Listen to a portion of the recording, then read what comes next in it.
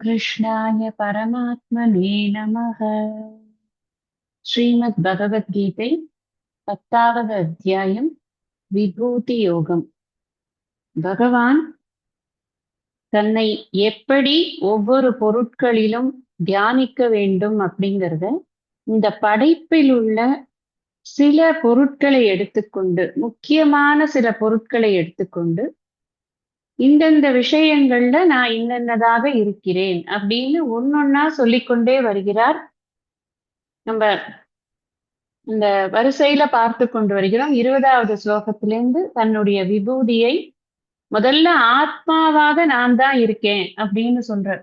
அது புரிஞ்சதுன்னா அதுலயே நிக்கலாம்.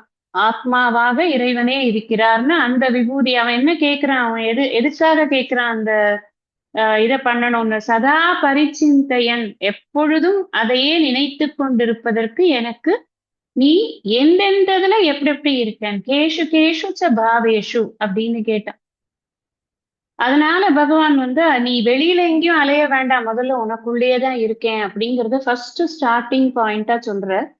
ஆனா அது ரொம்ப உத்தம சாதகனுக்கு தான் அது சாத்தியம் அப்படிங்கிறது பகவானுக்கு தெரியுங்கிறதுனால, மத்தியம அதம சாதகனுக்கெல்லாமும் இது பெனிஃபிட் வரணும் அப்படிங்கறதுனால என்ன பண்ற, வெளியில பார்க்கக்கூடிய பொருட்கள் இருக்கு இல்லையா, பாக்கிய பிரபஞ்சம் அப்படின்னு சொல்றோம், புற உலகம். இந்த உலகத்துல நான் எதுல என்னென்ன மாதிரி இருக்கேன் அப்படின்னு வரிசையா நிறைய விஷயங்களை பார்த்து கொண்டே வரும். நீங்க புரிஞ்சுக்க வேண்டியது என்ன அப்படின்னு சொன்னா, உயர்ந்த விஷயங்களை பகவான் சொல்லும் பொழுது அந்த பிராக்கெட்ல வரக்கூடிய அத்தனை விஷயங்களிலும் பகவான் இருக்கிறார், அவருடைய விபூதி தான் வெளிப்படுகிறது அப்படிங்கிறத தெரிஞ்சுக்கணும். அதே போல ஒரு எளிமையான விஷயத்தை பகவான் சொன்னார் அப்படின்னா அந்த பிராக்கெட்ல வரக்கூடிய கடினமான விஷயமாக இருக்கும் வரைக்கும், எளிமையிலிருந்து கடினம் வரை, உயர்ந்ததிலிருந்து சாதாரணமானது வரை, தாழ்ந்ததுன்னு எதுவும் இல்லை. உயர்வு தாழ்வு அப்படிங்கிறதுலாம் அந்த சிச்சுவேஷனை வச்சு, அதனோட யூட்டிலிட்டியை வச்சு தீர்மானிக்கக்கூடிய தற்காலத்திற்கான ஒரு செக்ரிகேஷன் தானே தவிர்த்து, எந்த பொருள் இங்க உயர்வு தாழ்வுன்னு எப்படி சொல்லுவீங்க நீங்க? எதையுமே உயர்வு தாழ்வுன்னு சொல்லவே முடியாது. இங்க எல்லாமே இறைவன் அப்படின்னு சொல்லும் பொழுது அந்த இறைவன், இந்த இறைவன் உயர்வு, இந்த இறைவன் தாழ்வு அப்படியெல்லாம் கிடையாது. எல்லா இடங்களிலும் அவருடைய விபூதி தான் நிறைந்திருக்கிறது. மட்டத்திலையும் மட்டமான ஒருத்தரை பாக்குறோமா, இங்கேயும் அவருடைய விபூதி தான் நிறைந்திருக்கிறது. மிக மிக சிரேஷ்டமான உயர்ந்த ஒருத்தரை பார்க்கிறோமா, இது மாதிரி ஒரு ஆளை நம்ம இது வரைக்கும் பார்த்ததில்லை, இனிமே பார்ப்போமான்னு தெரியல, அங்கேயும் பகவானுடைய விபூதி தான் நிறைந்திருக்கிறது. அப்படித்தான் அவர் எக்ஸாம்பிள்ஸ் கொடுத்துட்டு வர்றார். போன வகுப்புல பார்த்தோம், மகரிஷிகளில் நான் பிருகுவாக இருக்கிறேன்னு சொன்னார்.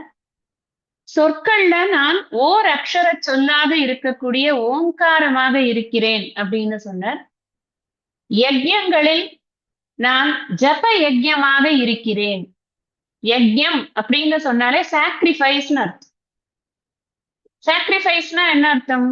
நான் எனது அப்படிங்கிறத வைத்துக் கொள்ளாமல் இறைவனுக்கு அர்ப்பணித்து செய்யக்கூடிய செயல்பாடுகள் அப்படின்னு.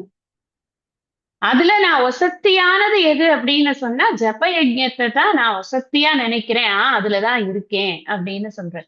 பகவான் ஒண்ணுத்த ஐடென்டிஃபை பண்ணி சொல்லிட்டார் அப்படின்னா நாம என்ன புரிஞ்சுக்கணும்னா அதுக்கு கொஞ்சம் மேன்மை கூட இருக்கு அப்படின்னு புரிஞ்சுக்கணும். ஊருக்கு ராஜா ஆனாலும் தாய்க்கு பிள்ளைதானே. அம்மாவை பொறுத்தின வரைக்கும் அங்க ஒரு எக்ஸ்ட்ரா லவ் இருக்கும். ஊர்ல எல்லார்கிட்டயும் லவ் இருக்கும், அம்மா கிட்ட எக்ஸ்ட்ரா லவ். அது மாதிரிதான் எல்லா இடத்துலயும் இருக்கார் அப்படின்னாலும் அவர் சொல்லக்கூடிய அந்த விஷயத்துல கொஞ்சம் நாம கவனம் செலுத்தினால் அதிகமாக நாம அந்த விபூதியை அறிந்து கொள்ளலாம். அந்த விபூதியை அறிந்து கொள்வது அப்படிங்கிறது என்னன்னா, அந்த விபூதியில் மனம் லயித்து நம்முடைய சாதனைகளை செய்யுது. அவன் கேட்கறதே என்னன்னா, சதா பரிச்சிந்தையன், அந்த வார்த்தையை மறந்துடக்கூடாது.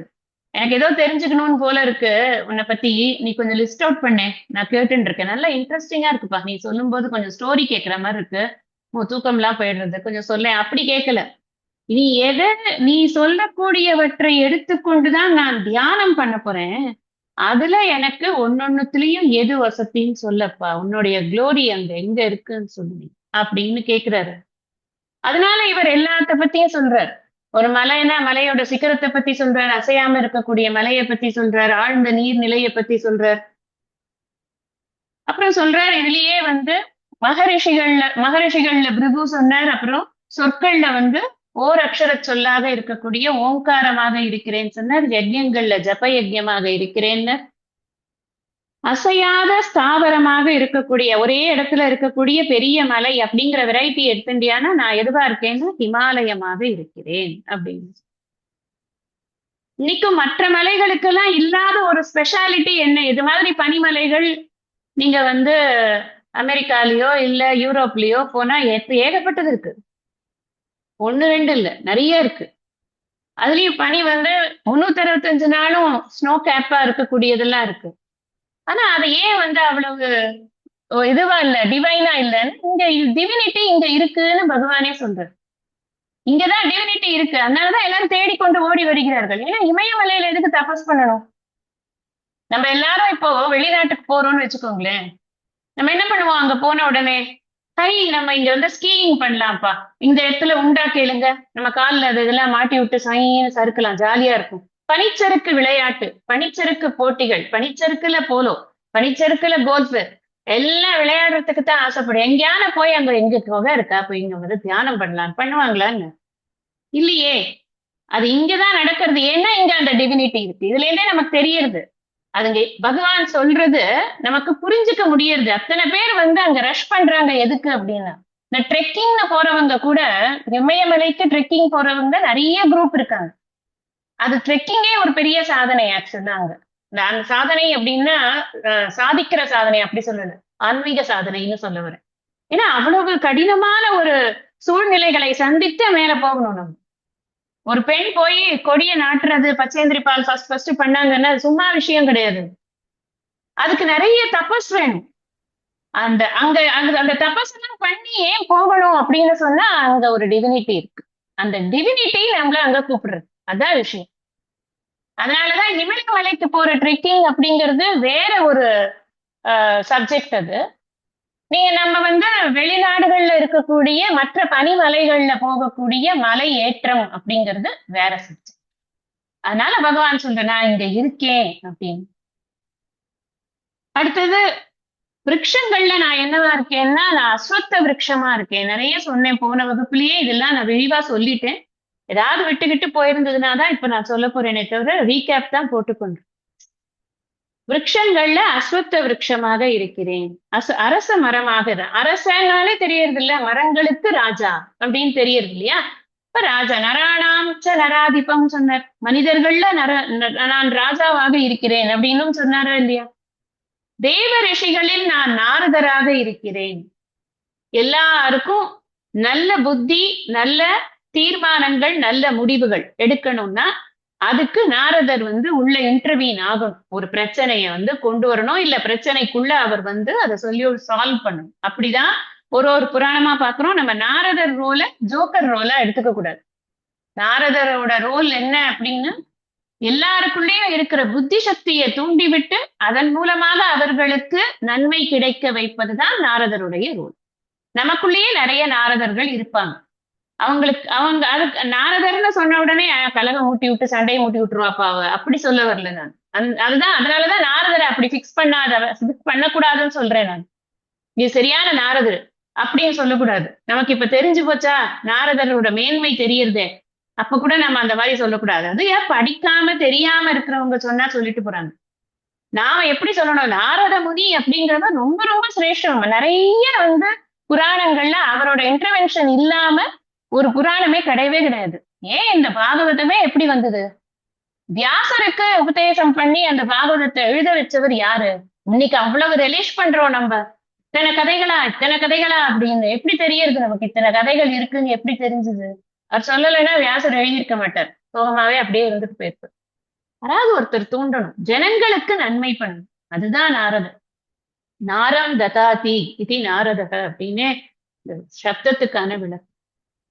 நாரதர் ரொம்ப உயர்ந்த ஒரு முனிவர் அப்படின்னு புரிஞ்சுக்கணும். அதனாலதான் சொல்றேன், யார் ஒருத்தர் மற்றவர்களுக்கு ஹிதமாக நன்மை செய்யக்கூடிய ஒரு செயலில் ஈடுபடுகிறார்களோ அங்கு என் பகவானுடைய குளோரி தான் அங்க வெளிப்படுறது. அந்த விபூதி அப்படித்தான் அப்படின்னு புரிஞ்சுக்கணும். கந்தர்வானாம் சித்திரரதக சித்தானாம் கபிலோ முனிகி. கபிலர் அப்படிங்கிறது நான் சொல்லிட்டேன் ஏற்கனவே உங்களுக்கு. கபிலர் அப்படிங்கிறது நம்ம பாகவதத்துல பார்க்கிறோம். பகவானுடைய அவதாரமாகவே அவர் பிறக்கும் போதே சித்த புருஷனாக அவர் இருந்தார் அப்படின்னு பார்க்கிறோம். எல்லா சித்தர்களும் அவருக்கு இருந்தது. சித்த அப்படின்னா சாத்தியத்தை உணர்ந்து கொண்டவர் சித்தர். அப்படி அந்த கபிலர் தேவகூதி சம்வாதம்ங்கிறது ரொம்ப ஃபேமஸ் போர்ஷன் இன் ஸ்ரீமத் பாகவதம். அம்மாக்கு பிள்ளை குருவா இருந்து ஆத்ம ஞானத்தை கொடுத்தது ரொம்ப விசேஷமான ஒரு போர்ஷன் இது. அதை அவர் பண்ணினார்னு பார்க்கிறோம். இன்னொரு இடத்துலயும் அவருடைய பார்த்து வரும். நான் சொன்னேன் பின்னாடி வரும்போது சொல்றேன்னு. கங்காவதரணத்திலயும் அவருடைய பார்த்து வரும் அப்படின்னு. 2 கபிலர் நம்மளுடைய ஹிந்து இதுல இருக்காங்க, ஸ்கிரிப்சர்ஸ்ல இருக்காங்க. இந்த நான் இப்ப சொல்லிட்டு இருக்கிற கபிலர் யாரு அப்படின்னா இந்த பகவானுடைய அவதாரம். அவர் தான் இங்க மென்ஷன் பண்ணிருக்காரு. இன்னொரு கபிலர் இருக்காரு. அவர் பிலாசபர் கபிலர். அவர் சாங்கியா பிலாசபி அப்படின்னு ஒரு பிலாசபி, ஒரு தத்துவத்தை அவர் எடுத்து வைத்தார். அது அத்வைதத்துக்கு அப்படியே நேர் ஆப்போசிட் தத்துவம். நான் இப்ப தத்துவத்தெல்லாம் விளக்க போறது இல்ல. சாங்கியா பிலாசபின்னு ஒண்ணு இருக்குன்னு தெரிஞ்சுக்கணும், அதுக்காக சொல்றேன். அந்த சாங்கியா பிலாசபிய பேஸா வைத்துக்கொண்டு அதுல இருக்கிற சில விஷயங்களை வைத்துக்கொண்டு பதஞ்சலி யோக சூத்திரத்தில் பண்ணும் பொழுது அதை பேஸா எடுத்துக்கொண்டார். ஆனா முழுமையாக சாங்கியத்தை அவர் ஏற்றுக்கொள்ளவில்லை. சாங்கியத்துல ஈஸ்வரன் கிடையாதுன்னு பதஞ்சலி ஈஸ்வரன் இருக்கார் அப்படின்னு அவருடைய யோக சூத்திரத்துல ஈஸ்வரனை மையமா வச்சுதான் பண்ணிருக்கார். இது மாதிரி நிறைய டிஃபரன்சஸ் இருக்கு. சோ கபிலர் அப்படிங்கிறவர் 2 பேர் இருக்காங்க. இங்க பேசப்படுறது பகவானுடைய அவதாரமாக வந்த கபிலர். பாகவதத்துல மென்ஷன் பண்ணி இருக்கக்கூடிய கபிலர், ராமாயணத்திலையும் மென்ஷன் பண்ணி இருக்கக்கூடிய கபிலர் அப்படின்னு புரிஞ்சுக்கணும். அப்புறம் சொன்னார், இந்த அமிர்த மதனம் நடந்ததே அப்போ ஒரு ஸ்பெஷல் குதிரை வந்ததே உச்சைஸ்ரவஸ், அது நான் தான். ஏன்னா அந்த குதிரைக்கு ஸ்பெஷாலிட்டி இருக்கு. மற்ற குதிரைகள்கிட்ட இல்லாத பவர் அதுல இருக்கு. ஹார்ஸ் பவர் ரொம்ப ஜாஸ்தி. ஹார்ஸ்கே பவர் ஜாஸ்தி, ஹார்ஸ் பவர் அதுல ரொம்ப ஜாஸ்தி. அந்த அந்த விபூதி யாருதுன்னு என்னோடதான்ப்பா, என்னோட விபூதி தான் அது. அது அமிர்த மதனத்திலேருந்து வந்தது. ஐராவதம், இரா அப்படின்னு சொன்னா நீர்னு அர்த்தம். சான்ஸ்கிரிட்ல இரா அப்படின்னு சொன்னா நீர். இராவான்னு சொன்னா நீரிலிருந்து தோன்றியதுன்னு அர்த்தம். நான் முன்னாடியே சொன்னேன், அமிர்த மத்தனத்திலிருந்து வந்ததுதான் ஐராவதம் என்ற யானை. இந்த யானை நீரிலிருந்து தோன்றியதால் அதற்கு பேரு ஐராவதம். இதெல்லாம் இந்த சந்தி புணர்ச்சியினால இராவான் ஐராவதம் அப்படி ஆயிடுச்சு. அது கிராமர் ரூல் எல்லாம் நம்ம இப்ப டிஸ்கஸ் பண்ண போறது கிடையாது. எதுக்கு சொல்றேன்னா ஆரிஜின், அந்த வேர்டோட ஆரிஜின் எப்படி இருக்கு அப்படிங்கிறதுக்கு. இதெல்லாம் எக்ஸ்ட்ரா நமக்கு ஒரு இன்ட்ரெஸ்டாக சொல்றது தானே தவிர இது தெரிஞ்சுதான் ஆகணும், இது தெரியலன்னா நமக்கு பகவத்கீதையே புரியாது அப்படி கிடையாது. தெரிஞ்சுக்கிறது ஒரு இன்ட்ரெஸ்ட், அவ்வளவு, வேற ஒண்ணும் கிடையாது. அப்ப ஐராவதம், கஜேந்திரானா ஐராவதம் அப்படி சொல்லணும். நான் யானைகளின் யானைகளுக்குள் அந்த ஐராவதமாக நான் இருக்கிறேன். சிறந்த யானைகளுக்குள் கஜேந்திரானா அப்படிங்கிற சிறந்த யானைகளுக்குள் நான் ஐராவதமாக இருக்கிறேன். நராணாஞ்ச நராதிபம், நான் மனிதர்களின் அரசனாக இருக்கிறேன். அரசத்தன்மை, லீடர்ஷிப் குவாலிட்டி யார்கிட்ட பெஸ்டா இருக்கோ அது பகவானுடைய விபூதின்னு புரிஞ்சுக்கணும். யார் எல்லாராலும் அக்செப்ட் பண்ணப்படுகிற ஒரு சரிஷ்மாவோட இருக்கக்கூடிய ஒரு லீடர் இருக்காரு அப்படின்னா அவரை பார்த்து பொறாமப்படக்கூடாது. ஓ, இங்க பகவானுடைய குளோரி அல்லவா வெளிப்படுறது. யாரா இருந்தாலும் அவனுக்கு 4 பேரு வேண்டாதவன் இருக்கும். கிருஷ்ணருக்கு வேண்டாதவனே இல்லையா? அவர் எத்தனை பேரை சம்ஹாரம் பண்ண வேண்டி இருந்தது குழந்தையில இருந்து ஆரம்பிச்சு. கிருஷ்ணருக்கு எதிர்கட்சியே இல்லாம இருந்தாரா அவரு? அன்ன போஸ்டா இருந்தாரா? இல்ல. ஆனா நாம கிருஷ்ணரை எப்படி கொண்டாடுறோம்? அந்த அன்ன போஸ்டா அப்போஸ் பண்ணினவங்க எல்லாம் கிருஷ்ணரை எப்படி ஒரு பிக்சர் வச்சிருப்பாங்க. அது மாதிரிதான் வாழ்க்கையில எல்லா சமயங்கள்லயும் ஒருத்தர் கொண்டாடப்பட்டா இன்னொருத்தர் அவர்களை தூஷிப்பார்கள். நாம புரிஞ்சுக்க வேண்டியது என்னன்னா, பெரும்பான்மைக்கு அந்த லீடர் அக்செப்டபிளா இருக்கார் அப்படின்னா அங்க பகவானோட குளோரியாக்கும் அந்த லீடரா இருக்கே தவிர்த்து தனிப்பட்ட மனிதனுடைய சக்தி அப்படிங்கிறது இல்லை. இறைவனுடைய விபூதி அங்கு வெளிப்படுகிறது. எதுக்காக அந்த மாதிரி ஒரு லீடர் கிட்ட வெளிப்படுறதுன்னா, ஜனங்களுக்கு நன்மை பண்றதுக்காக வெளிப்படுறது, அவ்வளவுதான். வேற ஒண்ணும் கிடையாது. ஆனா அவரை பெரிய ஆளாக்குறதுக்காக எல்லாம் வெளிப்படலாங்க. அடுத்தது சொல்ற, ஆயுதானாம் அகம் வஜ்ரம். ஆயுதம்னு எடுத்துட்டா நான் த பெஸ்ட் ஆயுதம் எது தெரியுமா? வஜ்ரம். வஜ்ராயுதம். அது இந்திரனோட கையில இருக்கு. அந்த வஜ்ராயுதம் தான் நான். அதோட ஆரிஜினும் உங்களுக்கு போன கிளாஸ்ல சொன்னேன். தேனூனா அஸ்மி காமதுக்கு. நான் காமதேனுவாக இருக்கிறேன். பால் கொடுக்கக்கூடிய பசுக்களில் நான் காமதேனுவாக இருக்கிறேன். மத்த பசு எல்லாம் என்ன பண்ணும்? பசுனா பால் கொடுக்கும். மத்த பசுனா பால் மாத்திரம் தான் கொடுக்கும். ஆனா காமதேனு என்ன கேட்டாலும் கொடுக்கும். அது பக்கத்துல போய் நின்றுட்டு ஒரு 10 கிரவுண்டுக்கு பிளாட் கொடுன்னா கொடுத்துரும்டா மாமி. அந்த மாதிரி கேட்கறதெல்லாம் நான் கொடுக்கக்கூடிய காமதேனுவாக இருக்கிறேன் அப்படின்னு அந்த காமதேனுவை பத்தி சொல்றாரு. அதுவும் நான் தான் அப்படின்னு. அப்படின்னா நாம என்ன, பகவான் ஒரு காமதேனு, என்ன கேட்டாலும் கொடுப்பார். ஆனா நான் போய் பித்துக்குழி மாதிரி போய் எனக்கு இந்த இடத்துல பிளாட்டை கொடு, இந்த இடத்துல வீட்டை கொடுன்னு கேட்காம, எனக்கு வீடு பேற்றை கொடு அப்படின்னு கேட்கறதுக்கு நமக்குதான் தெரியணும் அப்படின்னு புரிஞ்சுக்கணும். பிரஜனஸ்டாஸ்மி கந்தர்ப்பக. பாப்புலேஷன் தொடர்ந்து கொண்டே இருக்கணும். என்ன இல்லைன்னா எக்ஸ்டிங்ட் ஆயிடும். நீங்க யோசிச்சு பாருங்க, 84 லட்சம் யோனிகள் அப்படிங்கிறது அப்படியே ஒரு தடவை கிரியேட் பண்ணியாச்சுன்னா அப்படியே விட்டாச்சு அப்படின்னு அர்த்தம் இல்லை. அது தொடர்ந்து விருத்தி ஆயிக்கொண்டே இருக்கிற இன விருத்தி. அந்த இன விருத்தி ஆகிறதுக்கு ஒரு ஆசைங்கிற ஒரு விஷயம் வேணும். அந்த ஆசையை தூண்டுறதுக்கு கந்தர்ப்பன் அப்படின்னு அந்த மன்மதனை அப்பாயிண்ட் பண்ணியாச்சு. எப்படி குபேரனை இத நிர்வாகம் பண்ணு அப்படின்னு அப்பாயிண்ட் பண்ணதோ, அந்த மாதிரி ஜனங்களுக்கு ஆசைகளை தூண்டி விடுவதற்காக இந்த மன்மதனை அப்பாயிண்ட் பண்ணியாச்சு. அந்த மன்மதன் ஆசையை தூண்டி விடுறதுக்கு அவனுக்கு ஒரு சக்தி வேணும். அந்த சக்தி என் சக்தி. புரியுறது இல்லையா? அதுதான் குமாரக அப்படின்னு நம்ம இவரை சொல்றோம். யார? சுப்பிரமணிய சுவாமி. குத்சித மாரக அப்படின்னு அதுக்கு பேர். என்ன அர்த்தம்னா, மன்மதனையே ஜெயிச்சவன். எந்த சமயத்திலயும் அவருக்கு ஆசைகளே வராது அப்படின்னு அந்த வயசு, அந்த ஆசைப்பட வேண்டிய வயசு, அப்பவே அவருக்கு அந்த செலிபஸி இருந்தது அப்படிங்கிறது அவருடைய பெருமை. அதுக்காக அப்படி சொல்லப்படுறது. சோ இந்த பிரஜனக இது கந்தர்ப்பக அது சொன்னேன். அடுத்தது என்ன? சர்ப்பானாம் அஸ்மி வாசுகிஹி. ஊர்ந்து செல்லக்கூடிய உயிரினங்களில் நான் வாசுகியாக இருக்கிறேன். ஏதோ ஒரு சாதாரண தண்ணி பாம்புலதான் நான் இருக்கேன்னு சொன்னா நம்ம தண்ணி பாம்ப மதிப்போமா என்ன? இல்ல, வாசுகிக்கு நிறைய பெருமை இருக்கு. வாசுகியாலதான் இந்த அமிர்த மதனமே நடந்தது. வாசுகி சிவபெருமானுடைய கழுத்துல இருக்கு. இப்படி எல்லாம் வாசுகிக்கு சில பெருமைகள்லாம் இருக்கிறதுனால நமக்கு வாசுகி அப்படின்னு சொன்னோடனே புரியுது. அந்த வாசுகி கிட்ட இருக்கக்கூடிய அந்த பவர்ஸ் எல்லாம் என்னது அப்படின்னா என்னுடையதுதான். அப்ப அவகிட்ட இருந்த விஷம் அதுவும் என்னுடைய குளோரி தான். எல்லாமே அதுல இருக்கிற நல்லது கெட்டது எல்லாமே பகவானுடைய குளோரி தான் அப்படின்னு பார்க்கணும். அடுத்தது நம்ம 29ல இருந்து படிக்கணும். அனந்தஸ்சாஸ்மி நாகானாம் வருணோ யாத சாமகம் பித்ருநாமரியமா சாஸ்மி யமஸ் சம்யமதாமகம்.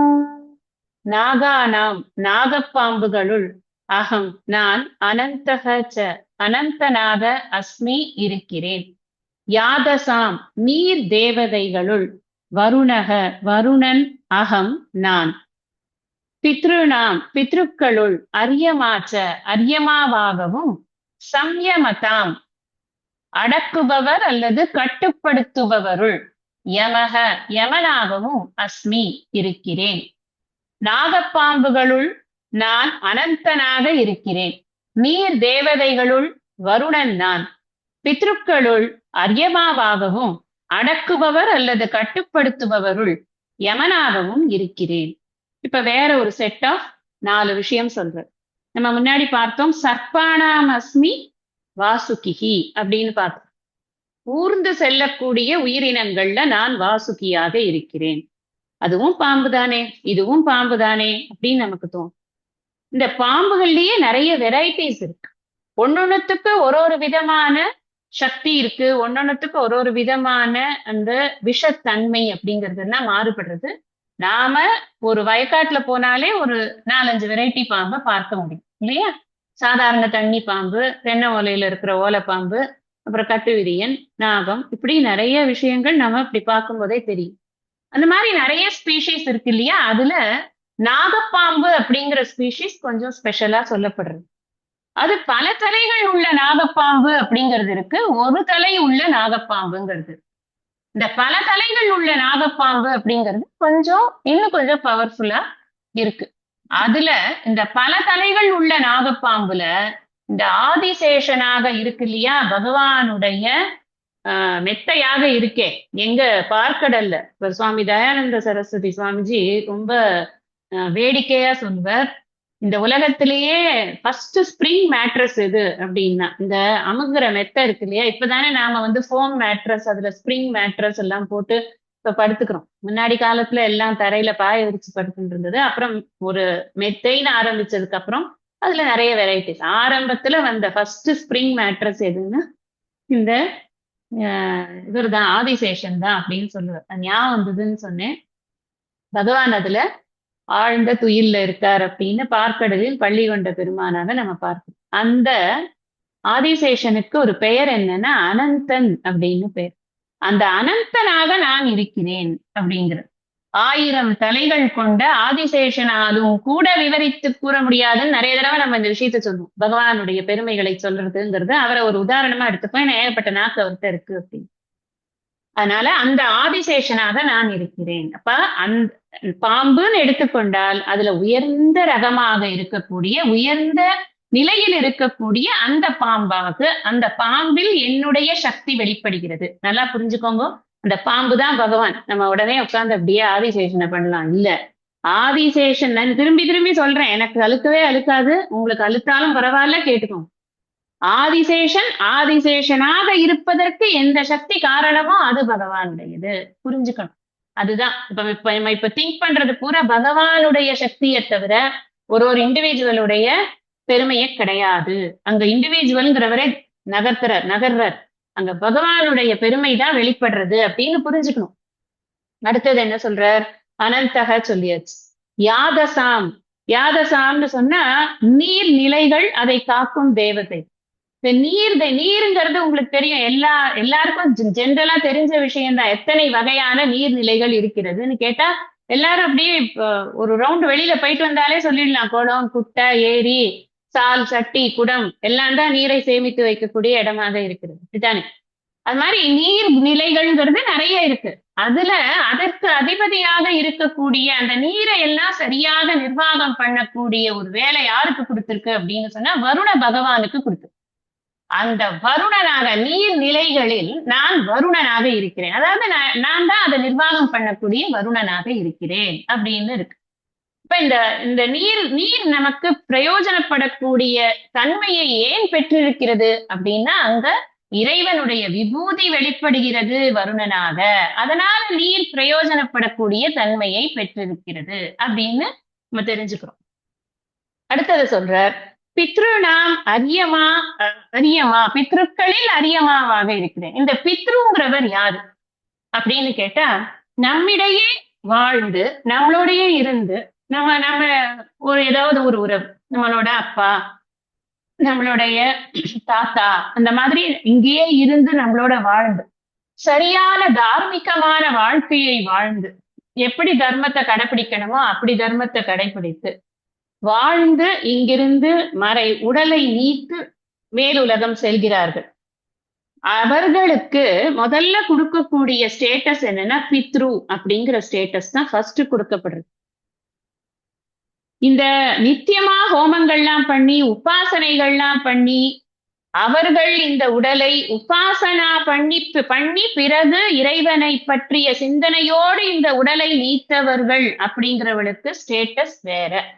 நம்ம பார்த்திருக்கோம் 8வது அத்தியாயத்துல உபாசனை பண்ணினவர் எந்த வழியில போறார், அவரை யாரெல்லாம் அழைத்து கொண்டு போகிறார்கள். உபாசனை பண்ணாமல் போகிறவர் எந்த வழியில போறார், அவரை யாரெல்லாம் அழைத்து கொண்டு போகிறார்கள் அப்படின்னு நம்ம 2 இத பார்த்தோம். ரெண்டு வேஸ் இருக்கு அப்படிங்கிறத பார்த்தோம்.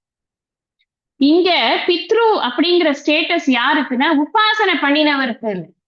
சரியான தர்மமான வாழ்க்கை முறையை நடத்தி இங்கு தன்னுடைய கடமைகளை எல்லாம் சரியாக செய்தவர்கள் யாரோ அவர்களுக்கு இங்க பித்ருலோகம் அப்படின்னு ஒண்ணு இருக்கு. அந்த லோகத்துல அவர்கள் இருப்பார்கள். நாம இங்க இருக்கக்கூடிய நாம் அனைவரும் அவர்களை நினைத்து, இப்ப இன்னைக்கு அமாவாசைன்னா அமாவாசை இன்னைக்கு அவர்களுக்கான தர்ப்பணங்கள் கொடுக்கறது. அதே மாதிரி எப்பெல்லாம் அவர்களுக்கு திதிகள் வருதோ அந்த திதிகள் போது அவர்களுக்கு நாம கொடுக்க இந்த எள்ளும் நீரும் தான் அவர்களுக்கு சோறும் நீருமாக போய் சேருகிறது அப்படின்னு சாஸ்திரம் சொல்றது. அவர்களுக்கு கொடுக்காம விட்டுட்டோம் அப்படின்னு சொன்னா பசி தாகத்துல வாடிக்கொண்டிருப்பார்கள்.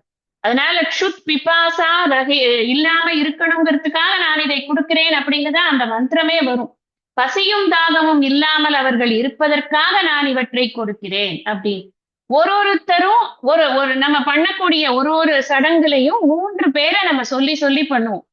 இந்த இமீடியட் போனது, அதுக்கு முன்னாடி அவருடைய அப்பான்னு சொல்லி பண்ணுவோம். அதுக்கு என்ன காரணம் அப்படின்னா ஒருத்தரும் இன்னொருத்தரை கரையேற்றி கொண்டே போகிறார்கள். இந்த பித்ருலோகம் அப்படிங்கிறது ஒரு லோகம். அதே மாதிரி ருத்ரலோகம்னு ஒண்ணு இருக்கும். அதே மாதிரி வசுலோகம்னு ஒண்ணு இருக்கும். ஆதித்ய லோகம்னு ஒண்ணு இருக்கும். இவர்கள் எல்லாரும் கரை ஏற ஏற ஒரு லோகம் மாறி மாறி மாறி போய்கொண்டே இருப்பார்கள் பேஸ்ட் ஆன் தேர் புண்ணிய பாகம். இதெல்லாம் நீ போய் பாத்தியான்னா தெரியல, நான் இன்னும் போகிறதுக்கு சான்ஸ் கிடைக்கல, பார்த்துட்டு தான் சொல்லணும். ஏன்னா யாராலையும் பார்க்க முடியும். எப்படி தெரிஞ்சுக்கிறது? அப்போ சாஸ்திரம் சொல்றது பெரியவர்கள் எல்லாம் அதை எடுத்து நமக்கு சொல்லி இருக்கிறார்கள். ஸ்ரத்தையோடு அதை நாம கேட்டு, இந்துயிசமே ஸ்ரத்தையில தான் இருக்கே தவிர்த்து வேற எதுலையும் கிடையாது. அதனால நாம நம்முடைய கடமைகளை சரியாக செய்து கொண்டு இருக்க அந்த பித்ருக்கள் நமக்கு அனுகிரகம் வழங்குவார்கள். இந்த பித்ருக்கள்ல ஒரு லீடர் இருக்கார். அவர் யாருன்னா அரியமா அப்படிங்கிற. அந்த என்ன குரூப் இருந்தாலும் ஒரு லீடர் வேணும்ல. இந்த லீடர் இல்லாம லீடர் இருக்கிறதுனால ஒரு பெனிஃபிட் இருக்கு. அங்க ஒரு நல்ல நிர்வாகம் நடக்கிறது. அந்த லீடரா யாருக்கா அவருக்கு பேர் என்னன்னா அரியமான்னு இருக்க. அப்ப பித்ருலோகத்திலையும் பகவானுடைய விபூதியானது அரியமா என்ற அந்த லீடரிடம் இருந்து வெளிப்படுகிறது அப்படின்னு புரிஞ்சு. அரியமாவை தியானம் பண்ணும்போது என்ன வருது அப்படின்னா பகவான் அங்க இருக்கக்கூடிய அனைத்து பித்ருக்களை பற்றியும் நம்முடைய மனமானது சிந்திக்கிறது. பித்ருக்களினுடைய ஆசைகள் நமக்கு கிடைக்கிறது. அதுக்குதான் அங்க அரியமாங்கிற ஒரு பர்சனை நீ தியானம். அவர் தான் கேட்கிறாரு, கேஷு கேஷு பாவேஷு, ஏன் நான் என்னோட தாத்தாவை பண்ணக்கூடாது, ஏன் பண்ணக்கூடாதா அப்படின்னு கேட்கக்கூடாது. அதுக்குதான் பகவான் சொல்றார், கேஷு கேஷு பாவேஷுன்னு நீ அரியமாவை தியானம். லீடரை பண்ணா எல்லாரையும் பண்ண மாதிரிதான். Simple understand. அப்படி சொல்லிடுறார். அடுத்தது சொல்றார், சம்யமதாம் யமக. இந்த யமனுக்கு தர்மத்தை நிலைநிறுத்தக்கூடிய ஒரு வேலை இருக்கு. நாம நினைக்கிறது என்னன்னா இந்த யமன்கிறவன் எருமக்கடா மேல பாசக்கயிறை போட்டு இழுத்துன்னு போயிடும், அது ஒண்ணுதான் அவனோட வேலை. கிடையாது. தர்ம தேவதை. தர்மம் நிலை நிற்கணும்னா யமனுடைய ரோல் பிளே ரொம்ப முக்கியமா இருக்கு. இங்க தர்மத்தை காப்பது எது அப்படின்னா அந்த யமனுக்கு தான் அந்த வேலை கொடுத்திருக்கிறதுனால அதுல நான் யமனாக இருக்கிறேன். இங்க தர்மத்தை அப்படிங்கறத எந்த வார்த்தையில போடுறது? சம்யமதாம் அப்படிங்கிற வார்த்தையில போடுறது. அடக்கிறது, கட்டுப்படுத்து. தர்மத்தை மீறுபவர்களை அடக்குவது, தர்மத்தில் கட்டுப்படுத்தி வைப்பது, இதுதான் யமனுடைய வேலை. யமனுக்கு கிட்ட நிறைய பேர் ஒர்க் பண்றாங்க. அவங்கள மிருத்யுன்னு ஒருத்தர் இருப்பார். அவர் தான் நம்மளோட இந்த எருமக்கடா மேல பண்ற வேலையெல்லாம் அவர் தான் with the help of all his கணங்கள் அவர் பண்ணுவாரு. ஆனா யமன் அப்படின்னு எடுத்துக்கிறச்சே அது ஒரு பெரிய டிபார்ட்மெண்ட், தர்மத்தை காக்கும் டிபார்ட்மெண்ட். அந்த டிபார்ட்மெண்ட்ல அவர் தான் சீஃப். அவராக நான் இருக்கிறேன் அப்படின்னு பகவான் இங்க சொல்றார். அடுத்தது, பிரஹ்லாதஸ்சாஸ்மி தைத்யானாம் காலः கலயதாமகம் மிருகாணாம் ச மிருகேந்திரோகம் வைனதேயஸ்ச பக்ஷிணாம். தைத்யானாம் அசுரர்களுள் பிரஹ்லாதக ச பிரஹ்லாதனாக அஸ்மி இருக்கிறேன். கலயதாம் கணக்கிடுபவருள் அகம் நான் காலக காலம். மிருகாணாம் ச மிருகங்களுள் அகம் நான் மிருகேந்திரனான மிருகங்களுக்கு அரசனான சிங்கம். பக்ஷீனாம் ச பக்ஷிகளுள் வைனதேயக கருடன். அசுரர்களுள் பிரகலாதனாக இருக்கிறேன். கணக்கிடுபவருள் நான் காலம். மிருகங்களுள் நான் மிருகேந்திரனான சிங்கம், பட்சிகளுள் கருடன். இங்க ஒரு 4 விஷயத்த சொல்றேன். நீங்க இந்த 4 நாளா ஒரு நாளைக்கு நம்ம ஒரு 16 தான் படிக்கிறோம். ரொம்ப ஒண்ணும் நம்ம கஷ்டப்பட்டுடல அப்படியே. ஒரு அழகா உங்க நோட் புக் வச்சிருந்தேன்னாலும் இல்ல ஒண்ணும் கிடையாது, ஒரு பேப்பர்ல தான் எழுதுறேன்னா அந்த பேப்பர்ல கூட 20வது ஸ்லோகத்திலிருந்து பகவானுடைய விபூதி என்னென்ன அப்படின்னு அழகா லிஸ்ட் அவுட் பண்ணிட்டே வரணும். அப்படி வந்தா எத்தனை விபூதி சொல்லியிருக்கார் பகவான்னு நம்ம முடிக்கிறச்சே பார்த்தோம்னா அவ இவ்வளவா படிச்சோம், இவ்வளவு விஷயங்கள் அதுக்குள்ள நம்ம படிச்சோமா அப்படின்னு நமக்கு ஒரு ஹாப்பினஸ், ஒரு சாட்டிஸ்பாக்சன். அப்படித்தான் படிக்கிறது. அப்படி படிக்கிறத திரும்ப பாக்குறதுக்கு ஈஸி. அந்த மாதிரி பண்ணினோம்னா இன்ட்ரெஸ்ட் இருக்கிறவங்க பண்ணலாம். ஏன்னா ஒரு நாளைக்கு 4 விஷயம் ஒரு நாளைக்கு நன்னாங்க 16 விஷயம் செஞ்சுக்கிறோம். சிலதுல 3 தான் இருக்கு. அடுத்தது இப்ப என்ன சொல்றார், தைத்தியானாம். நான் முன்னாடியே சொல்லியிருக்கேன், கஷ்யப்பருக்கும் அதிதிக்கும் பிறந்தவர்கள் ஆதித்யர்கள். ஆதித்யானாம் அகம் விஷ்ணுகுன்னு சொல்லும் போது சொன்னேன். அதே மாதிரி கஷ்யப்பருக்கும் திதிக்கும் பிறந்தவர்கள் தைத்தியர்கள் அப்படின்னு பேர். இந்த அம்மா வழியில பேர் வைக்கிறதுன்னு இருக்கு, சிலது அப்பா வழியில பேர் வரும். சில விஷயங்களுக்கு இங்க ஒன்னொன்னுக்கு ஒன்னொன்னு ஏன் ரீசன் எல்லாம் கிடையாது. இவர்கள் திதி கஷ்யப்பரும் திதியும் சேர்ந்ததனால் பிறந்ததால் அவர்கள் எல்லாம் தைத்தியர்கள் அப்படிங்கிறது.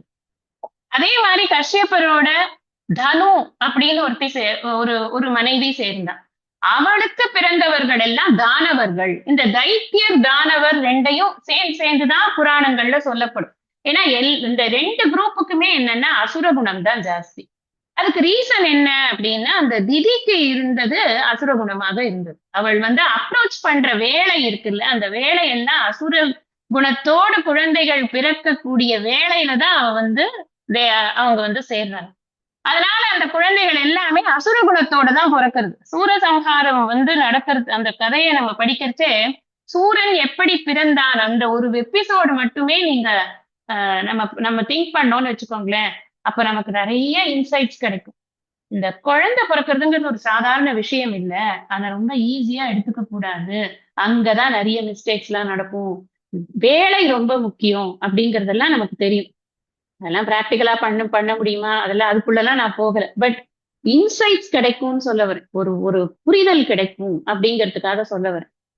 இப்ப இந்த திதி வம்சமாக இருக்கக்கூடிய அசுரர்கள், இப்ப அசுரர்களுக்கு என்ன சொன்னேன் நானு, அசுர குணம் அப்படின்னா முன்னாடியே அசுரர்கள் ராட்சசர்கள்ங்கிறத பத்தி நம்ம படிச்சிருக்கோம். அந்த அசுரர்கள்ங்கிறது யாரு அப்படின்னு படிச்சோம்னா, புலன்களுக்கு அடிமையானவர்களாக இருப்பார்கள். எப்பொழுதும் அவர்கள் புலன் இன்ப இச்சைக்காக ஆசைப்படக்கூடியவர்களாக இருப்பார்கள். அப்படிங்கிறவர்கள் அசுரர்கள்னு பார்த்தோம். கோவப்படுவாங்க, ரொம்ப வேகமா ஆக்ட் பண்ணுவாங்க, சண்டைக்கு வருவாங்க, அப்படிங்கிறவர்கள் தான் அசுரர்களாக இருக்கிறார்கள்னு பார்த்தோம். இதுல இவர் யார சொல்றாரு அப்படின்னா, அங்க ஒரு எக்ஸெப்ஷன் இருக்கான், ஒரு நல்லவன். அதாவது இந்த கெட்டவன் கூட்டத்துல ஒரே ஒரு நல்லவன் இருக்கும். அவன் யாருன்னா பிரகலாதன். இந்த பிரகலாதன் கதையை நான் சொல்லணும்னு உங்களுக்கு அவசியம் இல்லை. ஏன்னா எல்லாருக்கும் நரசிம்ம சுவாமி பிரகலாதனை எப்படி காப்பாத்தினார், ஹிரண்யகசிபு எப்படி பிரகலாதனை கஷ்டப்படுத்தினான், அந்த கஷ்டப்படுத்தும் போது அவன் எப்படி பொறுமையா இருந்தான், அவன் கூட இருந்த குழந்தைகளை எல்லாரையும் எப்படி அவன் நாராயண நாம சொல்ல வச்சு ஹிரண்யகசிபு இரிட்டேட் பண்ண ஆரம்பிச்சான், அவனுக்கு பாடம் சொல்லி கொடுக்க வந்தவர்களையும் நாராயண நாமா சொல்ல வச்சான். இந்த கதையெல்லாம் ஆல்மோஸ்ட் எல்லாரும் நிறைய இப்பதான் தேங்க்ஸ் டு யூடியூப் அது இதுன்னு எல்லாம் கேட்டுட்டு தான் இருக்கும். அதனால அதை நான் திருப்பி பெருசா விளக்கப்படுது. ஆனா பிரகலாதன் ஏன், அது மாத்திரம் நம்ம தெரிஞ்சுக்கணும். அந்த குரூப்ல ஒரு எக்ஸெப்ஷன் இதுதான். ஏதாவது புலன்வயப்படக்கூடியவர்கள்ங்கிற குரூப்ல இறைவயப்படக்கூடிய ஒரு மனம் இருக்கு அப்படின்னா, அந்த மனம் ஏன் வந்ததுப்பா, அது என்னோட குளோரி. அந்த பிரகலாதனாக நான் இருக்கிறேன். நம்ம அப்ப புரிஞ்சுக்கணும். எங்கேயான ஒரு ஒரு ஒரு தீய சிந்தனை இருக்கக்கூடியவர்களுக்குள்ள கூட இறைவனுடைய அந்த குளோரி யார் மூலமாவது ஏதாவது ஒரு சந்தர்ப்பத்துல வெளிப்படும் அப்படிங்கிறது நமக்கு தெரியும். அந்த அசுரர்கள் தானே, அவங்க எல்லாம் கிடையவே கிடையாது. இப்ப நீங்க இதுல இருந்து பார்த்தீங்கன்னா, பகவான் எதையுமே நிஷேதமே பண்ணல. இது நல்லதுன்னு தூக்கி வடியில வச்சுக்கல, இது வேண்டான்னு தூக்கி விட்டேறியல. வேண்டுதல் வேண்டாமை இலானடி சேர்ந்தார்க்கு யாண்டும் இடும்பையில. நாமளும் அப்படித்தான் இருக்கணுங்கிறார் வள்ளுவர். அதுக்கு அடுத்தது என்ன சொல்றார், பிரகலாதனாக நான் இருக்கிறேன். அடுத்தது கலையதாம் அப்படின்னு சொன்னா கணக்கு பண்றவங்க. இந்த கணக்கு பண்றது அப்படின்னா எதை வச்சு கணக்கு பண்றது, கணக்கு அப்படிங்கிறது பல வகையான ஒரு இது தரக்கூடியது. மேக்ஸ் அப்படின்னு எடுத்துட்டோம்னா maths is a big ocean இல்லையா? அதுக்குள்ள ரொம்ப முக்கியமானது என்ன அப்படின்னா மெஷர்மெண்ட்ஸ். கரெக்டா? இந்த மெஷர்மெண்ட்ஸ் தான் நமக்கு வந்து பல விஷயங்களுக்கான சொல்யூஷனா இருக்கு. அப்ப அந்த கணக்கு பண்றது மெஷர்மெண்ட்ஸ்ங்கிறது தான் இந்த கணக்கு பண்ணு. மெஷர்மெண்ட்ஸ் எதை வேணா பண்ணலாம். இந்த டேபிள கூட அளக்கலாம், காலத்தையும் அளக்கலாம், எல்லாத்தையும் பண்ணலாம். அந்த மெஷர்மெண்ட்ல ரொம்ப முக்கியமானது எது அப்படின்னா காலம் தான் ரொம்ப முக்கியமான மெஷர்மெண்ட். காலம் போச்சுன்னா மறுபடியும் வரவே வராது. இப்ப இந்த மினிட் போச்சுன்னா திருப்பி இந்த மினிட்டை நீ வந்து ரீகெயின் பண்ணு அப்படின்னா ஏதோ ஒரு இதுல சொல்லுவாங்கல்ல, திரும்ப திரும்ப லூப்ல அதே வரும், அந்த சீனே வரும் அப்படின்னு எல்லாம். அதெல்லாம் வந்து எக்ஸ்ட்ரீமா ஏதோ திங்க் பண்ணி அந்த மாதிரி ஒரு கதை எழுதினாதான் எனக்கு தெரிஞ்சு அந்த மாதிரி என்ன நடக்கிறது அப்படி அப்படி உண்டாங்கிறதெல்லாம் எனக்கு அவ்வளவா தெரியல. ஆனா காலம்ங்கிறதுல ஒரு விஷயம் நம்ம ஞாபகம் வச்சுக்கணும். இப்ப இந்த க்ஷணம் போச்சுன்னா அடுத்த க்ஷணம் கிடையாது. அப்ப அந்த கணக்கிடுவது அப்படிங்கிறது துல்லியமா இருக்கணுங்கிறேன் நான். அந்த துல்லியம் அப்படிங்கிறது காலத்துல ரொம்ப முக்கியமானது எது அப்படின்னா துல்லியம் தான் ரொம்ப முக்கியம். இப்ப பஞ்சாங்கம் எடுத்து நமக்கு நாம வந்து அன்றாடம் யூஸ் பண்ணக்கூடிய கால கணக்குகள் என்ன அப்படின்னா திதி, வாரம், நட்சத்திரம், யோகம், கரணம் அப்படின்னு 5 விஷயம் இருக்கு. ஒரு நாளை நம்ம எடுத்துட்டோம் அப்படின்னு சொன்னா இந்த நாள்ல நல்ல நாளா, இந்த நாள்ல நம்ம இந்த செயல் செய்யலாமான்னு பாக்குறதுக்கு திதி என்னன்னு பார்க்கணும், வாரம் அது என்ன டேன்னு பார்க்கணும், என்ன நட்சத்திரம் அன்னைக்குன்னு பார்க்கணும், யோகம் என்னன்னு பார்க்கணும். இந்த வெறும் சித்த யோகம், மரண யோகம் இது நமக்கு தெரிஞ்சது நார்மலா சித்த யோகம், மரண யோகம், அமிர்த யோகம் நிறைய யோகங்கள் இருக்கு. ஜோசியர்கள் கேட்டா அவங்க கிட்ட ஒரு பெரிய லிஸ்டே இருக்கும் என்னென்ன பார்க்கணும். இப்ப அந்த ஜோசியத்துக்குள்ள போக போறது இல்ல, அது எனக்கு தெரியவும் தெரியாது. ஆனா பேசிக்கா ஏன் பஞ்சாங்கம் என்று சொல்லப்படுகிறது அதாவது நம்ம தெரிஞ்சுக்கணும் தானே. காலம்னு சொல்லியாச்சுன்னா அதை பஞ்சாங்கத்துலதான் கணக்கிடுறோம்னு தெரியுது. நாம being following this all this things நம்ம அட்லீஸ்ட் பஞ்சாங்கம் என்றால் என்ன, பஞ்ச அங்கம். அந்த பஞ்ச அங்கம்ங்கிறது இதுதான். இந்த திதி, வாரம், நட்சத்திரம், யோகம், கரணம் என்பது 5. இந்த 5ஐ கணக்கிட்டு ஒரு நாளின் பலனை எழுதப்பட்டிருக்கு இல்லையா, அதுதான் அந்த அதுலதான் நாம வந்து இந்த கணக்குகளை பார்க்கணும். இந்த காலமாக நான் இருக்கிறேன், கால கணக்கிடுபவருள் நான் காலமாக இருக்கிறேன். அப்போ துல்லியமா இருக்கேன்னு அர்த்தம். நான் வந்து மிஸ் பண்ண மாட்டேன், எதையுமே மிஸ் பண்ண மாட்டேன் அப்படின்னு அர்த்தம். எதையுமே மிஸ் பண்ணாம ஒரு விஷயம் நடக்கிறதுன்னா அது பகவானுடைய விபூதி அப்படின்னு புரிஞ்சு. மிருகாணாஞ்ச மிருகேந்திரோகம். மிருகங்கள்ல நான் யாருப்பா அப்படின்னா மிருகங்கள்ல நான் சிங்கம். ஏன் சிங்கத்தை சொல்ற அப்படின்னா எனக்கு எப்படி சொல்றது, இப்ப சிங்கம் அப்படிங்கிறது அது ஒரு கம்பீரம், அந்த அது நடந்து வருது அந்த அழகெல்லாம் விட்டுருங்க. சிங்கத்துக்கு ஒரு குணம் இருக்கான். என்ன குணம்னா அது எதுக்குமே பயப்படாதான், எப்பவுமே அது பயப்படாது. பக்கத்துல புலி வந்து சிங்கத்தை அடிக்கலாமா அப்படின்னா தாராளமா அடிக்கலாம். ஏன்னா புலியும் சிங்கமும் ஈக்குவலி டஃப் இதுதான் இல்லையா, பாடி தான். ஆனாலும் இந்த சிங்கம் என்ன பண்ணுவான், இந்த புலி வந்தாலும் சரி, சீட்டா வந்தாலும் சரி, அது பயப்படாது, அது பாட்டுக்கு நடந்து போயிட்டே இருக்கும். அந்த அந்த மாதிரி எந்த மாதிரியான ஒரு எதிரி வந்தாலும் சரி பயம் இல்லாம இருக்கிறதுக்காக இந்த மிருகத்தில் சிங்கம். அதனாலதான் அது ராஜாவா இருக்கு. லீடர் தான் வந்து பயப்பட மாட்டான். பயப்படாம இருக்கிறவன் தான் லீடர். அப்படி சொல்லணும், மாத்தி சொல்லிட்டேன், சாரி.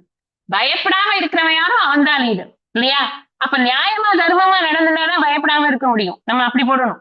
அப்ப அந்த நியாய தர்மத்துக்கு கட்டுப்பட்டு இருக்கக்கூடியதாக இருக்கு அப்படிங்கிறதுனால அது லீடரா இருக்கு. அந்த லீடர்ஷிப் குவாலிட்டி மிருகங்கள்ல இருக்கக்கூடிய லீடர்ஷிப் குவாலிட்டி சிங்கத்துக்கு இருக்குங்கிறதுனால நான் சிங்கமாக இருக்கிறேன்.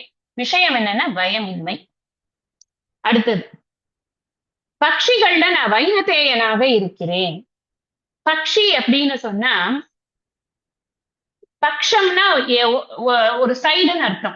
2 பட்சங்கள் இருக்கு அப்படிங்கிறதுனால அதுக்கு பேர் பக்ஷின்னு அர்த்தம். பேர்டுக்கு பேரு பக்ஷி. பேர்ட்ஸ்ல ரெண்டு பக்கம் 2 சிறகுகள் இருக்கு. அது விரிச்சுதான் பறக்கிறது. அதனாலதான் அதுக்கு பேரு பக்ஷி. அப்படி பட்சங்கள் இருக்கிறதுனால அதுக்கு பேர் பக்ஷி. அது வந்து ஒரு குரூப் ஆஃப் உயிரினம் இல்லையா? இப்ப நம்ம மனிதன் அப்படின்னு சொன்ன மனம் சிந்திப்பதனால் இவன் மனிதன் அப்படின்னு மனிதனுக்கு ஒரு விளக்கம். அது மாதிரி 2 பக்கம் சிறகுகள் இருக்கிறதுனால அதுக்கு பேரு பக்ஷி. அந்த பட்சிகள்லயே ரொம்ப வசந்தது எது அப்படின்னு சொன்னா கருடன். அந்த கருடனுக்கு வினதா அப்படிங்கிறவளுக்கு பிறந்தவன் தான் இந்த கருடன். அந்த வினதா புத்திரன் அப்படிங்கறதுனால வைனதேயன் அப்படின்னு அவனுக்கு ஒரு பேர். ஏன்னா கொஞ்சம் முன்னாடி சொன்ன மாதிரி அம்மாவை வச்சு பெயர்கள் எல்லாம் வைக்கப்படுறது. இந்த வைனதேயன் அருணன் அப்படிங்கிறவருக்கும் வினதா அப்படிங்கிறவருக்கும் பிறந்த இதுதான் வந்து இந்த கருடன். இந்த கருடன்கிறது விஷ்ணு பகவானை தாங்கிக் கொண்டு அவருக்கு வாகனமாக இருக்கக்கூடிய அதே கருடன் தான். அதுக்கு பேர் தான் வினதா புத்திரன் வைனதேயன் அப்படின்னு. அப்ப அதுக்கு எவ்வளவு பவர்ஸ் இருக்கு. கருடனுடைய பெருமையெல்லாம் சாதாரணம் இல்லை. அதெல்லாம் ஒரு கிளாஸ்ல எல்லாம் சொல்லவே முடியாது. அவ்வளோ பெரிய பெருமைகள் வாய்ந்தது இந்த கருட பகவான். அதனால அந்த அவ்வளவு பெருமை இல்லைன்னா அவருக்கு வாகனமா ஆக முடியுமா? அது பார்க்கணும் இல்லையா? இந்த கருடன் ஆகட்டும், நந்தி ஆகட்டும், அம்சமாகட்டும், இதுக்கு எல்லாத்துக்குமே நிறைய பெருமைகள் இருக்கு. அதனாலதான் அவர்கள் பெரிய இடத்துல வாகனமாக இருக்கிறார்கள் அப்படின்னு அடுத்தது பார்க்கலாம். பவன பவதாம் அஸ்மி ராமசஸ்திரபிருதாமகம் ஜஷாணாமக்தரஸ்சாஸ்மி ஸ்ரோதசாமஸ்மி ஜான்னவி. பவதாம் பரிசுத்தமாக்கும் பொருட்களுள் பவனக காற்றாக அஸ்மி இருக்கிறேன்.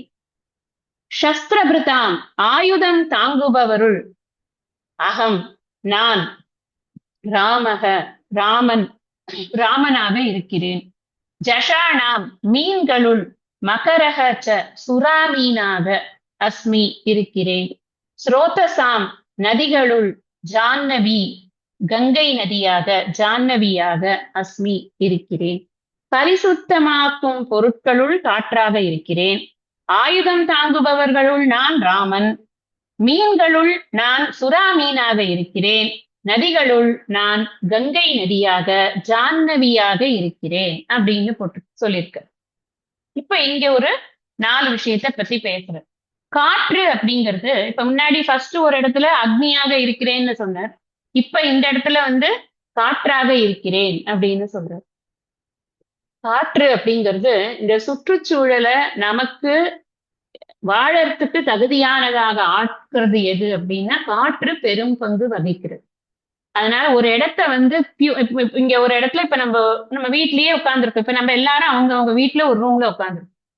அங்க ஏதோ ஒரு இந்த கொசு மருந்து அடிக்க வந்துட்டாங்க, ஜன்னக்கதவு திறந்து வச்சிருக்கோம்னு வச்சுக்கோங்க. உள்ள ஃபுல்லா வந்துடுது, உட்கார முடியுமா? சஃபகேஷன் ஆயிடும். அந்த இடம் பியூரிட்டி இருந்தாதான், ஏர்ல பியூரிட்டி இருந்தாதான் நம்மளால உட்கார முடியும். நிறைய இடங்கள்ல ஆக்சிஜன் போய் எடுத்துன்னு வரத்துக்குன்னு ஹப்ஸ் எல்லாம் கிரியேட் பண்றாங்க இதுல அப்படின்னு கேள்விப்படுறேன். டெல்லி இந்த மாதிரி இடங்கள்ல காற்று மாசு பத்தி படிக்கிறோம் இல்லையா? காற்று மாசு எந்த அளவுல இருக்கு, எவ்வளவு தூரம் காற்று மாசுபட்டிருக்கு. காற்று பியூரா இருந்தாதான் நம்ம எல்லா உயிரினங்களுமே தழைக்க முடியும். அதுக்காக தான் இந்த மரங்களை படைத்து மரங்கள் மூலமாக நமக்கு நல்ல காற்றும் நாம் விடக்கூடிய கார்பன் டை ஆக்சைடு மரங்கள் எடுப்பது. இப்படி இந்த எல்லாம் ஒண்ணுக்குள்ள ஈகோ சிஸ்டம் சொல்றாங்க இல்லையா? அதெல்லாம் ஒண்ணுக்குள்ள ஒண்ணு வேணுங்கிறதுக்காக தான் வச்சிருக்கு. சும்மா பொழுது போகாம ஏதோ பண்ணியிருக்கார் பகவான், அப்படி கிடையாது. அதனாலதான் சொல்றது there is a big intelligence behind this creation. நாம எண்ணி பார்க்க முடியாதபடிக்கான ஒரு இன்டெலிஜென்ஸ் இருக்கு. நாம என்ன பண்றோம் தெரியுமா? அது என்ன கிரியேட் பண்ணிருக்கோம் அதை வச்சு அந்த இன்டெலிஜென்ஸை புரிஞ்சுக்க முயற்சி பண்றோம். உல்டாவா பண்றோம்.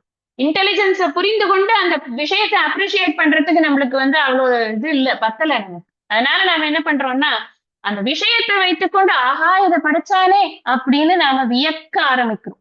அப்படி வியக்க ஆரம்பிச்சாதான் அவன் மேல அன்பும் வரும், அவன் மேல பணிவும் வரும், அவன் கிட்ட ஒரு சரண்டரும் வரணும்.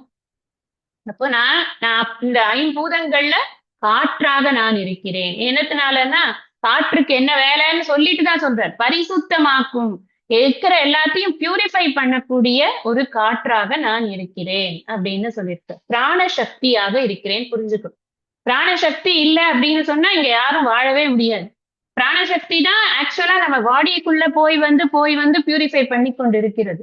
எல்லாத்துக்கும் அப்படிதான், ஒவ்வொன்றுத்துக்கும் பிராணசக்தி இருக்கு. அந்த பிராணசக்தியாக நான் தான் இருக்கிறேன் அப்படின்னு இருக்கு. அடுத்தது சஸ்திரபிருதாம், முன்னாடியே ஆயுதானாம் அகம் வஜ்ரகனர், அதுவும் சண்டை போடுற விஷயம் தானே.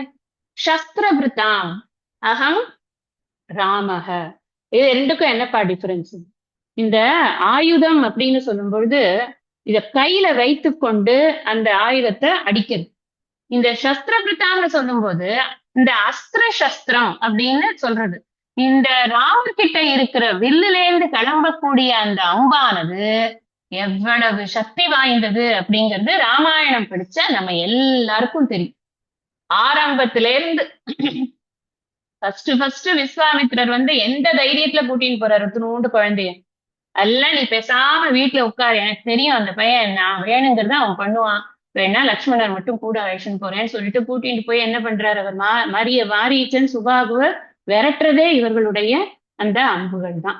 அதுல இருந்து ஆரம்பிச்சு அந்த அந்த அந்த திறமை, அந்த ஒரு அதை செய்யக்கூடிய ஒரு தெய்வீகமான அந்த திறமை இருக்கே, அது யாருதுன்னா என்னோட குளோரி தான்ப்பா, அது என்னுடைய விபூதி தான். அது இந்த இடத்துல கிருஷ்ணருடைய விபூதி தான் ராமருடைய வில்லுக்கு கிடைச்சது அப்படின்னு புரிஞ்சுக்க கூடாது. கிருஷ்ணர் இல்ல, கிருஷ்ணருக்கு ஆதாரமாக இருக்கக்கூடிய சைத்தன்யத்தை வைத்துக்கொண்டு பேசுறேன். இப்பவே கிளியர் ஆயிடும் நான் சொல்றது. இப்ப இத கவனிச்சா கூட புரிஞ்சிடும். நான் கிருஷ்ணர்னு லொகேட் பண்ணல இங்க. கிருஷ்ணருடைய அருளாலதான் ராமர் வந்து ஜெயிச்சாராம்பா அப்படின்னு. கிருஷ்ணர் அவதாரம்னு பார்க்கும் பொழுது எது முன்னாடி வந்தது? அப்ப இந்த கொஸ்டின் எல்லாம் வரும். அதனாலதான் புரிஞ்சுக்கணும், இது அந்த அந்த உருவத்துக்கு இல்ல, அந்த உருவத்திற்கு ஆதாரமாக இருக்கக்கூடிய சைத்தன்யத்தை பற்றி இங்க பேசப்படுகிறது. அப்ப ராமனுடைய வில்லுடைய பெருமைய அதெல்லாம் ஒரு கிளாஸ்ல சொல்ல முடியுமா? எத்தனை இருக்கு ராமாயணத்துல, எத்தனை விஷயங்கள் இந்த வில்ல வைத்துக்கொண்டு. ஒரே ஒண்ணு போதும் நம்ம புரிஞ்சுக்கிறதுக்கு. 7 ஆச்சா மரத்தை ஒரே வில்லால் துளைத்தார், போதுமே இல்லையா? ஒரே வில்லு, ஒரே அம்பால 7 ஆச்சா மரங்கள் துளைக்கப்பட்டன. அப்படி அதை பார்த்துட்டு தான் அதுக்கப்புறமா அவருக்கு வந்து ஆதிவதம் அப்படிங்கிறது ஒண்ணு நடக்கிறதுக்கான பேச்சுகள் எல்லாம் நடக்கிறது. இவருக்கு இவ்வளவு பவர்ஸ் இருக்கு, இவரால பண்ண முடியும். அந்த பவர்ஸ் எங்கேருந்து வந்ததுன்னா அது இந்த தூய உணர்வினால் ஏற்பட்ட அந்த டிவைன் பவர் அப்படிங்கிறாரு. அடுத்தது சொல்ற மீன்கள், மீன் அப்படி கடல் வாழ் இனங்கள்னு கூட வச்சுக்கலாம், ஜஷானாம் அப்படின்னு சொன்னா. ஆனா இந்த ஸ்பெசிபிக்கா மீன்கள் அப்படின்னு அர்த்தம் போடுறா. மகர மீனாக, மகர மீன்னா என்னன்னா சுறா மீனாக. சுறா இருக்கிறதுலயே ரொம்ப வந்து டேஞ்சரஸ் எதுன்னா சுறா தான். ஏன்னா அதுக்குதான் நிறைய பவர்ஸ் இருக்கு. அது வந்து அந்த என்ன ஒரு சினிமாலாம் கூட வந்தது இல்ல, அதை பத்தி ஷார்க் அப்படின்னு. அது வந்து ஒரு கப்பலையே கூட இது பண்ணிட்டு போயிடும். அந்த மாதிரி அதுக்கு வந்து நிறைய பவர்ஸ் இருக்கிறதுனால எதுதான் எங்க அதிகமா பவர் இருக்கோ அந்த பவர் எதுனா என்னுடைய குளோரி தான் அப்படின்னு. இந்த மகரம்ங்கிறத வந்து முதலைன்னு எடுத்துக்கலாம். நான் இங்க வந்து பெரும்பாலும் முதலைன்னு சொல்றது இல்ல, சுறா மீனாகத்தான் சொல்லப்படுகிறது. பிக் ஃபிஷ், பெரிய சுறா மீன் அப்படின்னு இருக்கு. அடுத்தது ஸ்ரோதசாமஸ்மி ஜான்னவி. இன்னைக்கு நேரம் ஆயிடுத்து. இந்த ஜான்னவிங்கிற பேர் ஏன் வந்தது அப்படிங்கிறதுக்கு ஒரு சின்ன கதை இருக்கு. அந்த கதையை நாம அடுத்த சத்சங்கத்துல சொல்றேன். நான் முன்னாடியே சொல்லியிருந்தேன் உங்களுக்கு, கபிலரை பத்தி பேசும்போது கங்காவதாரணம் பத்தி நம்ம திங்க் பண்ணணும். கங்காவதரணத்தை நான் இங்க சொல்லல, நான் உங்களுக்கு ஜான்னவின் பின்னாடி வரப்போறது நான் அப்ப சொல்றேன் அப்படின்னு சொன்னேன். இப்போ டைம் ஆயிடுத்து. அதனால நாம இந்த ஜான்னவிங்கிற பேர் ஏன் வந்தது அப்படிங்கிற விஷயத்தையும் கங்காவதரணம் விஷயத்தையும் சிந்திக்க சிந்திக்க நீங்க புரிஞ்சுக்கணும். இதெல்லாம் புண்ணியத்தை சேர்க்கக்கூடிய விஷயங்கள். வேற எதுவும் நம்ம வந்து நான் என் வீட்டு விஷயத்தையோ உங்க வீட்டு விஷயத்தையோ பேசுறது இல்லை. இது பகவானுடைய குளோரிய பேசுறோங்கிறதுனால அதுல இருக்கக்கூடிய தெரிஞ்ச சின்ன சின்ன கதைகள் எல்லாம் சொல்ல போறது இல்லை. ராமன்னு சொல்லியாச்சுன்னா ராமாயணத்தை சொல்ல முடியுமா என்ன? அப்படி சொல்ல போறது சின்ன சின்ன கதைகளோட அதை படிக்கும் பொழுது அது நமக்கு ஒரு சம்ஸ்காரத்தை கொடுத்து நாம தியானம் பண்ணும் பொழுது நமக்கு அதுக்கு ஒரு பெரிய பெனிஃபிட் கிடைக்குங்கிறதுனால குட்டி குட்டியா அந்த கதைகளை டச் பண்ணிட்டு போறோம், அவ்வளவு. இது மேற்கொண்டு இருக்கக்கூடிய விஷயங்களை நாம அடுத்த சத்சங்கத்துல படிக்கலாம். இன்னைக்கு இந்த சத்சங்கத்தை இந்த அளவுல நான் நிறைவு பண்றேன்.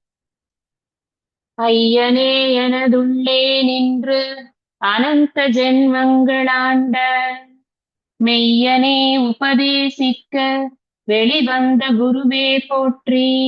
உய்யவே முக்தி நல்கும் உதவிக்கோர் உதவினாயேன் செய்யுமார் ஒன்றும் காணேன் திருவடி போற்றி போற்றி. நிறைவு பிரார்த்தனை.